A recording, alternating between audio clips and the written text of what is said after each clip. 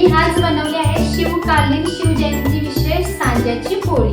चला तर मग आपण रेसिपीला सुरुवात करू। 800 वर्ष जुनी पारंपरिक शिवकालीन सांज्याची पोळी बनवण्याकरिता कढईमध्ये 1 वाटी बारीक रवा घेतलेला आहे। हा रवा आपल्याला मध्यम गॅसवरती एकसारखा सतत हलवत खमंग होईपर्यंत भाजून घ्यायचा। रवा भाजून तयार झालेला आहे। भाजलेला रवा मी अगदी प्लेटमध्ये बाजूला काढून घेतलेला आहे आणि त्याच कढईमध्ये 1 वाटी रव्याच्या प्रमाणामध्ये 2 वाटी पाणी उकळण्याकरिता ठेवलेलं आहे। उकळलेल्या पाण्यामध्ये 1/2 वाटी गूळ घालायचा आहे। एकदम बारीक चिरलेला गूळ घालायचा आहे आणि चवीसाठी मीठ घातलेलं आहे, ज्यामुळे गूळ पटकन पाण्यामध्ये विरघळतो। याला अजिबात याचा काही पाक वगैरे बनवायचा नाही। जायफळ आणि सुंठ किसून घालायची। या गुळाच्या पाण्यामध्ये अर्धा चमचा आपल्याला तूप घालायचं आहे। मी तूप घालायची विसरले, त्यामुळे मी शेवटी तूप ॲड केलेलं आहे। त्यानंतर भाजलेला रवा थोडा थोडा ॲड करत एकसारखा हलवत गुठळ्या न होऊ देता आपल्याला मिक्स करून घ्यायचा आहे रवा गुळाच्या पाण्यामध्ये। तुम्ही बघू शकता की हे रव्याचे मिश्रण अगदी घट्ट होत आहे, म्हणजे गुळाचे पाणी रव्याने पूर्णपणे शोषून घेतलेलं आहे। मी या ठिकाणी तूप ॲड केलेलं आहे, कारण गुळाच्या पाण्यामध्ये मी तूप ॲड केलेलं नव्हते, विसरले होते। त्यामुळे मी या ठिकाणी थोडंसं तूप ॲड करून त्यावरती झाकण ठेवून वाफ काढून घेतली आहे। रवा पूर्णपणे फुललेला आहे, त्याचा छोटा गोळा बनवून घेतलेला आहे। पोळीचं सारण तरी तयार झालेलं आहे।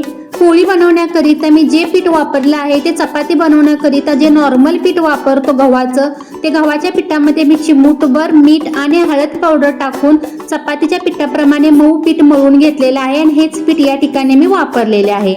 त्यानंतर छोट्या आकारामध्ये पिठाचा हात लावून मी पारी करून घेतली आणि त्यामध्ये बसेल तितका अगदी मी सांजा घातलेला आहे रव्याचा आणि त्यानंतर व्यवस्थितपणे पॅकबंद करून आपल्याला ही पोळी एकदम हलक्या हाताने लाटून घ्यायची आहे। तुम्ही बघू शकता की ही पोळी मी अगदी पटापट लाटत आहे, तरी सुद्धा अगदी रव्याचा जो सांजा आपण आतमध्ये भरलेला आहे तो अजिबात बाहेर आलेला नाही, तसेच ही पोळी सुद्धा चिटकलेली नाही। त्यानंतर तव्यावरती तूप टाकून अगदी दोन्ही बाजूनी अलटी-पलटी करून खरपूस होईपर्यंत आपल्याला ही सांज्याची पोळी भाजून घ्यायची आहे। तुम्ही जितकी खरपूस ही पोळी भाजाल तितकी टेस्टी आणि चविष्ट लागते, तसेच दिसायला सुद्धा खूप सुंदर आणि सुरेख दिसते। बघू शकता की एकदम टम्म अशा प्रकारे ही सांज्याची पोळी फुगलेली आहे। पद्धतीने मी सर्व पुढच्या सांज्याची पोळी बनवून घेतलेली आहे।